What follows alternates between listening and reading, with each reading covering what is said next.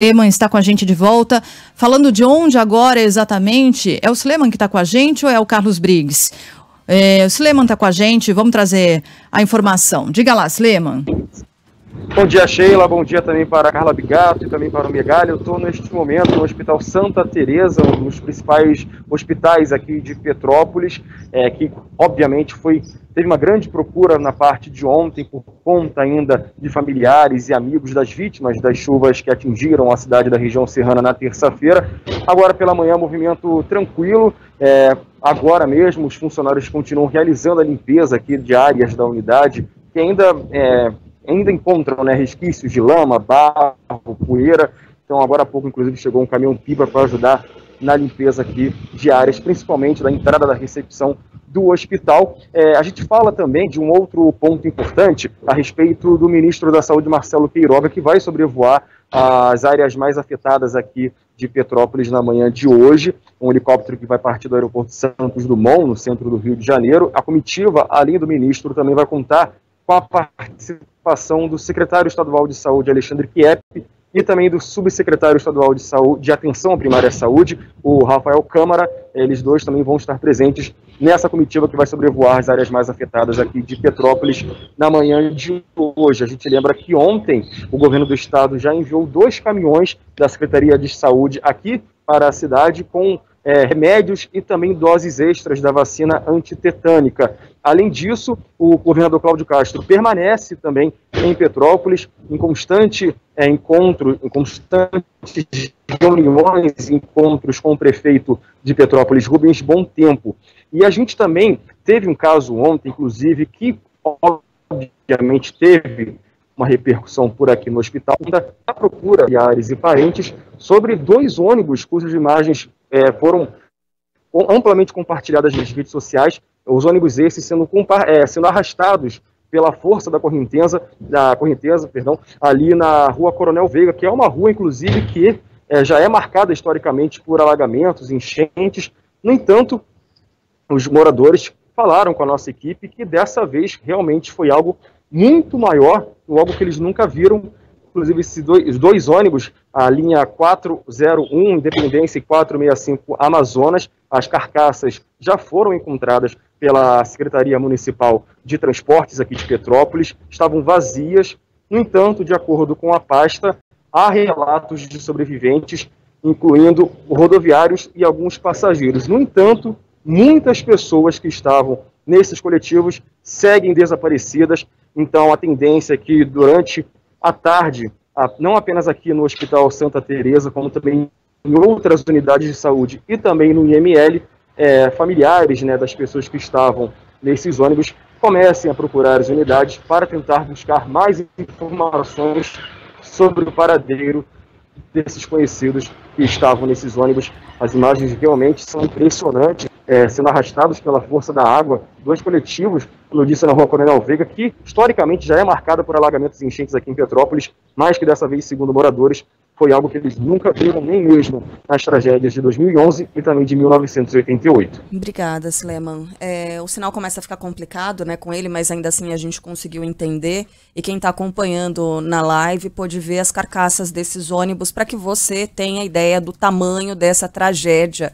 Ainda não é possível contabilizar o número de pessoas desaparecidas, passageiros que estavam nesses coletivos e que desapareceram, que podem ter sido levadas pelas águas. Ainda não há essa informação, ainda não há esse levantamento.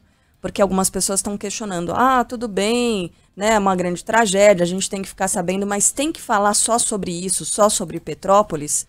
Para a gente ter ideia do que está acontecendo, não se sabe o número de pessoas que foram levadas pelas águas. É um negócio difícil até de processar no cérebro, é até difícil a gente ter essa ideia, conseguir criar essa imagem real e concreta do que está acontecendo em Petrópolis. O Carlos Briggs está de volta por aqui também, trazendo mais informações. Onde é que você está agora, Pinho? Você continua no mesmo ponto, naquele mesmo local? Oi, Carla, eu estou muito próximo aqui ao Morro da Oficina. Eu só saí um pouquinho para tentar melhorar o sinal aqui, ele oscila bastante.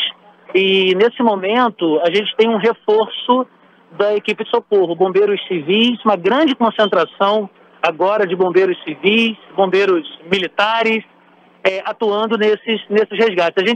A todo momento que a gente conversa com parentes, amigos dessas pessoas que estão sob os escombros, a gente vai contando as histórias, vai remontando essas histórias. E a gente, sem dúvida nenhuma, a gente pode dizer que esse número de mortes vai aumentar e muito possivelmente o número de crianças também, viu, Carla? Como a gente conversa com os parentes, a gente sabe que tem diversas crianças sob os escombros, entre elas um bebê de 15 dias que está entre os desaparecidos, tem uma criança de 5 anos, tem o Arthur, esse a gente conseguiu pegar o primeiro nome, tem 6 anos de idade, crianças que não conseguiram deixar suas casas, obviamente crianças que estão com os pais, que estão com a família, soterrados. Então, à medida que avançam os trabalhos da equipe de resgate, e pelo menos o alento nessa tragédia, que o tempo hoje está muito firme aqui em Petrópolis, faz sol, céu está azul, então, portanto, isso facilita o trabalho das equipes. Eu lembro para o ouvinte da Band News FM que durante a madrugada o trabalho precisou ser interrompido por conta de instabilidade do solo, é um terreno muito íngreme, muito acidentado, então, portanto, o tempo mais firme vai facilitar o trabalho. Trabalho que, como eu disse, segue reforçado, não param de chegar informações, portanto, de pessoas, de parentes que vêm reclamar essas pessoas que estão sobre os escombros. E, obviamente, esse número que está em 104 é um número que vai subir e eu posso falar com mínima chance de errar, Carla, Sheila, Megali e ouvintes, que, infelizmente, esse número vai aumentar muito em função do número de crianças esse número que vai ser localizado. A gente segue acompanhando os trabalhos por aqui, o trabalho de resgate. A gente lembra que oficialmente são 35 pessoas que estão desaparecidas pelos dados do Ministério Público do Estado do Rio de Janeiro, mas é claro que essa contabilidade ela ainda está muito perdida. Petrópolis ainda tenta entender o tamanho da tragédia desse temporal que, sem dúvida nenhuma, foi um dos maiores da história do município aqui da região serrana do Rio de Janeiro. Obrigada, Briggs, pelas informações. Foi no período da tarde, né? Tinha criança na escola, mas tinha muita criança que já havia saído da escola, os pais trabalhando. É difícil até fazer essa contabilização, né? De onde é que estavam essas pessoas, conseguir localizar exatamente onde é que estavam essas pessoas. A gente conversou ontem, inclusive, né, com o comandante da Defesa Civil dessa região, e ele dizia, é diferente de quando acontece durante a madrugada, em que você sabe onde estão as pessoas, ou estavam nas casas ou deixaram as casas. Não, no meio da tarde, difícil você mapear exatamente onde é que elas estavam. A gente tem mais informações agora com o Pedro Dobal, que está seguindo até o IML, e no IML a gente deve ter um reforço, inclusive de caminhão frigorífico, né, Dobal, para conseguir acomodar todos esses corpos até que a destinação, as homenagens, as cerimônias sejam realizadas. O que você tem agora de informação para a gente? Isso, Carla, Megali, Sheila, o Instituto Médico Legal, que fica no bairro Correias, né? A gente está indo para lá nesse momento, que até agora identificou 33 corpos, né, que foram resgatados após esse temporal que atingiu a cidade na última terça-feira. De acordo com o Corpo de Bombeiros, pelo menos 104 pessoas morreram em decorrência das chuvas. O IML já recebeu 101 corpos, sendo 65 mulheres, 36 homens e 13 crianças ou adolescentes, ou seja, 13 crianças ou adolescentes menores de 18 anos morreram vítimas aí dessa tragédia aqui em Petrópolis, na região serrana. Ontem, moradores reclamavam bastante da demora na identificação das vítimas. Durante o dia, a espera, né, para a identificação chegou a mais de 10 horas em alguns casos. Isso porque o volume realmente é muito grande. A todo momento, viaturas da Defesa Civil transportando corpos saem dos pontos de deslizamento e vão em direção ao IML, ao Instituto Médico Legal, para que esses corpos sejam identificados.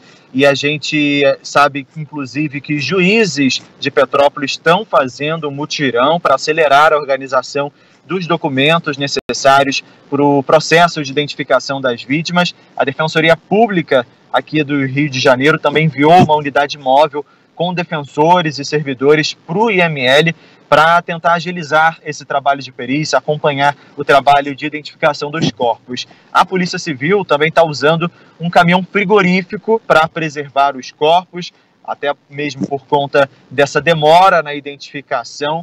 cerca de 200 policiais civis foram deslocados da região serrana e também dos setores de perícia e cartório. A delegacia de Itaipava, distrito de Petrópolis, é a base, né, para o registro da ocorrência de crimes, e a identificação dos corpos é feita no Instituto Médico Legal, aqui no bairro de Correias.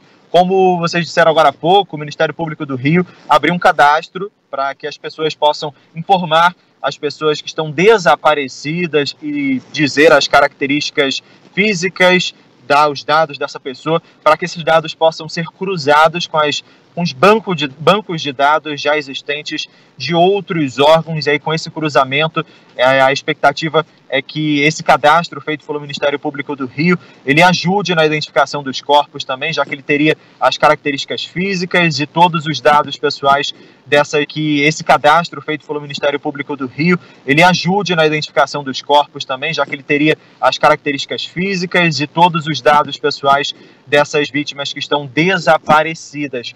Então, esses dados são checados junto aos demais bancos de dados oficiais. Além disso, também tem uma equipe integrada por servidores e promotores de justiça que estão atuando no Hospital Alcides Carneiro, que fica aqui no bairro Correias também, e no Instituto Médico Legal, para onde a gente está se deslocando nesse momento. Bom, e além de todo o trabalho monumental de busca pelas vítimas, de dar abrigo às pessoas que perderam suas casas ou não estão podendo voltar a elas, ainda há a triste missão de o que fazer com os mais de 100 corpos que já foram encontrados em Petrópolis, né? O primeiro enterro aconteceu ontem, para hoje estão marcados pelo menos mais 4, mas esse número pode subir.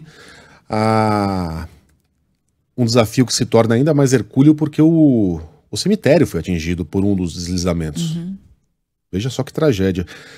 A Prefeitura de Petrópolis diz que vai respeitar o desejo de cada família, mas que não pretende fazer um velório coletivo.